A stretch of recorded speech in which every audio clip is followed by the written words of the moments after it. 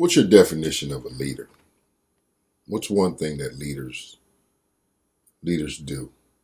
Leaders are famous for doing. They should be famous for doing. What's one thing you can think of? To me, the first thing that comes to mind is that leaders take responsibility. Leaders, they share the credit, but they take the blame. Ultimately, it's on them. Success or failure. When there's success, it's the team. When there's failure, it's the leader. Even if there's a component or a member of the team that's not getting the job done, the leader's job is to see that, to see the weaknesses and shore them up, to fix it. If you have a piece of the team that doesn't work, you get rid of it, you replace it, or you fix it. But ultimately, you take the blame. That's what leaders do. I think Donald Trump actually said that one time. I was pretty impressed by that. But this governor Cuomo, this dude is something else. He's the antithesis of this. He's a tough guy that pretends to be a leader. But I'm going to go as far as to say that ultimately he's a coward. That might sound kind of harsh, but that's what I see. So leaders, why do I say that? He's being touted as being a leader. He's been shown to be this great leader, gets awards and Tonys and all of this good stuff. Wrote a book about it.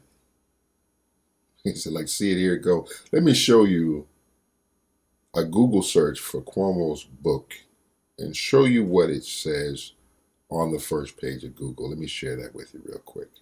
This is a Google search, Andrew Cuomo leadership. Let's zoom in on this. So he writes a book. It's available on Amazon. It's called American Crisis: Leadership Lessons from the COVID-19, blah, blah, blah.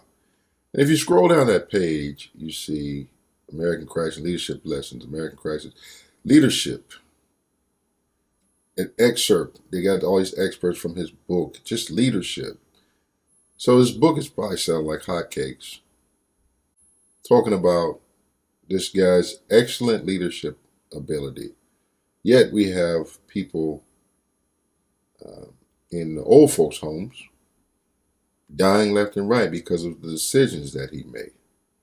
But when asked a question about these decisions, what do you think he said?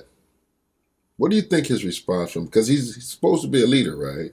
So how would a leader respond to that? We've had some success, we've had some failure. I would pass along credit for the successes and talk about who did a great job. And for the failure, I would at least take some type of ownership for it, right? I'm at least partially to blame. But that's not what we get here. Listen to how he responds when this question is asked. Staff is often unapologetically aggressive when it comes to defending your policies, particularly on social media. But in this case, many of the people who disagree with how this whole situation was handled with the nursing homes have a very personal connection to it. They've lost someone in the pandemic tied to a nursing home. So the policy aside, who was right, who was wrong, just as a father, as a son, what would your message be to those families today? What I would say is everyone did the best they could. When I say the State Department of Health, as the report said, the State Department of Health followed federal guidance. So if you think there was a mistake, then go talk to the federal government. It's not about... Hold up. He says, if you think there was a mistake, go talk to the federal government. Zero accountability. None of this was his fault. He was just following federal guidance.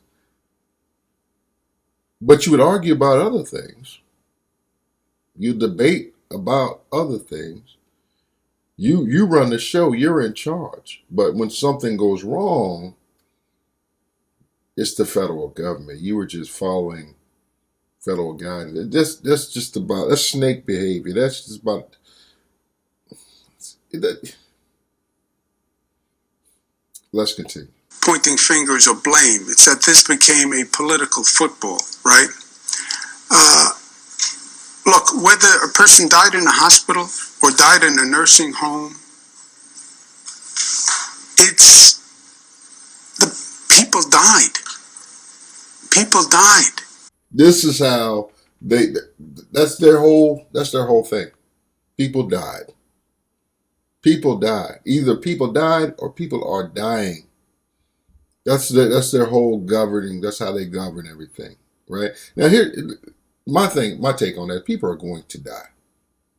That circle of life will continue. It's going to happen. You can't stop death, which is why I don't feel like we should have shut this country down for something that has an over 99% survivability rate. Look at the number of deaths in this country. Has there been more total deaths in this country? Or has just everything that typically happened before been replaced by CV-19? There's no more flu, right? Skydiver parachute doesn't open all of a sudden to COVID-19. But the total number of deaths, I mean, in correlation with the total population, it's running about the same. So yeah, the circle of life is going to continue. But this idiot, this moron, the way he lays it out, whether they died in a nursing home, whether they died at their house, it's almost like saying, whether I stabbed you with a knife or whether you died of old age, you still die. Whether I starved you to death or whether you died of old age, you still die. It's like saying whether I had something to do with it or not, people still die. So there's really nothing that you can blame me for. This entire thing, he just started opening his mouth, and you can already tell that the entire movement is towards the avoidance of any blame at all. Let's listen and see if he takes any accountability. Hopefully he'll take some type of accountability. Say there's something he could have done better. I was in a hospital. I got transferred to a nursing home, and my father died. My father was in a nursing home, got transferred to a hospital, and my father died. People died.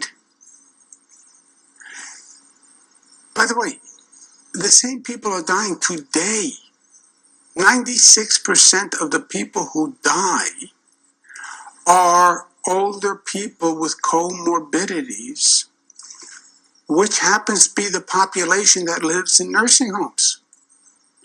It's continuing today, even with. Okay, that's about enough of that. My question for that is why did we shut down the country if that's the case? But he failed to accept any responsibility. It had nothing to do with that. He didn't own it at all. But let's just for laughs, let's go back to the original question at the very beginning. Your staff is often unapologetically aggressive when it comes to defending your policies, particularly on social media. But in this case, many of the people who disagree with how this whole situation was handled with the nursing homes have a very personal connection to it. They've lost someone in the pandemic tied to a nursing home. So the policy aside, who was right, who was wrong, just as a father, as a son, what would your message be to those families today? So that was his message to those families today. Rewind it if you didn't get that. Go back and listen to what he said. As a father, as a son, that was his message. You can see that he's still aggressively unapologetic about their policies. Basically, any policy that he puts forth, right or wrong, he will not accept any blame and he will not take any accountability. He's not a leader. He's a coward.